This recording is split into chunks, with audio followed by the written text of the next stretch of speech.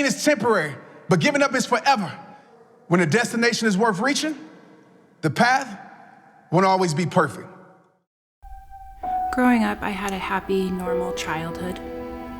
Shortly after turning 8, all of that changed.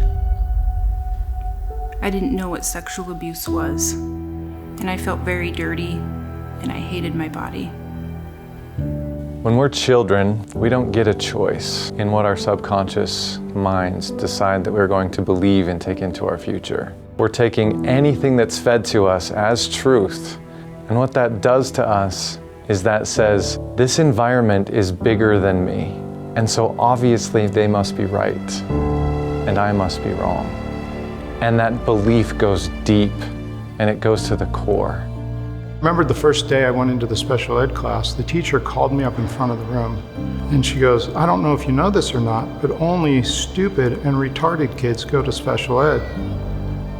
When a young person is rejected, that physiological state creates a context for the shaping of the brain, such that certain meanings also get attached, where those meanings can be incredibly negative about oneself, negative about the world. The meaning is, I don't matter. I started to give up hope. So in order to cope with that pain, I started doing drugs. I decided that day that I was going to end my life.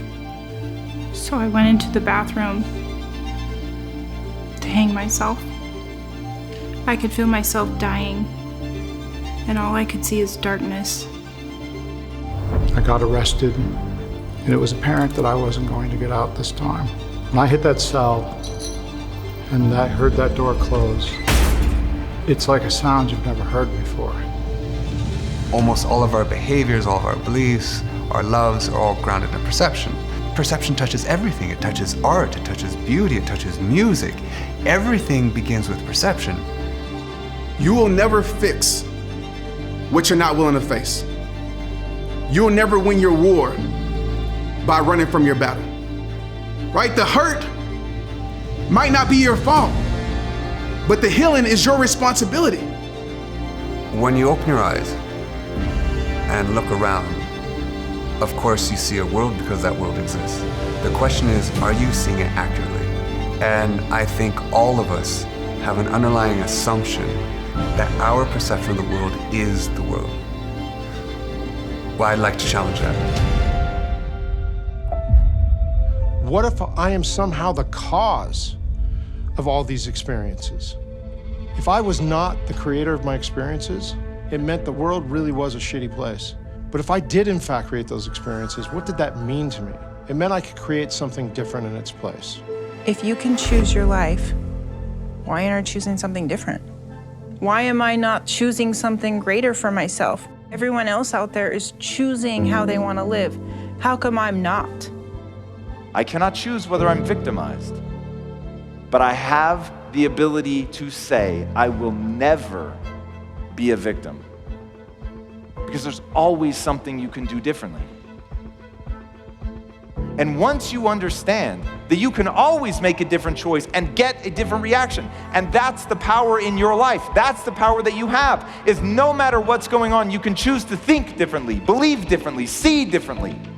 All of those things are a choice, because you can always change how you think about something. For me, finding my voice was taking responsibility for everything that had ever happened to me. And when I say that, before anyone gasped, it wasn't my responsibility to take on how my abusers felt or what they did to me. It's what I felt about myself because of the abuse. It was the inner self-talk that ruined me. The mistake that I see a lot of people make is they expect the situation that hurt them to heal them. One of the worst ways to live your life is allowing a situation that's no longer a part of your life to control the rest of your life. The erosion of the self, that's the danger. I see people every day that tell themselves a story about themselves that they are worthless, that they're meaningless, that they're pointless, that their friends and family would be better off if they just died. Believing I'm worthless does not serve me, and I don't do things that don't serve me. I want people to wake up and look at their life.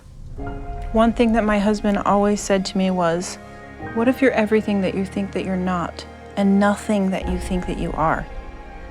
That opened my eyes up. What if I am everything that I tell myself I'm not? I am great. Why did I spend so much time telling myself I wasn't? You are capable of more than you can ever possibly imagine. There is only one version of failure, and that is failing to get back up. Don't get to the end of your life and look back and go, why did I waste it? Why didn't I try harder? Why didn't I do the things necessary to grow? Why was I so scared? So what do you want to say at the end of your life? Do you want to say I played small, I gave into fears? Or do you want to say I lived and I loved and I owned my greatness? Fear is a lie. Change your interpretation and become the most powerful version of you. This is your journey. It's not about perfection, but progression. It's not about being perfect, it's about becoming better. It's about your mentality. What's the point of dreaming a dream? You're not working to turn that dream into reality. For your dreams, for your family, for your passion, for anything, don't you ever stop working. And always remember this, when a destination is worth reaching, the path won't always be perfect. It all starts with you. Let's get it.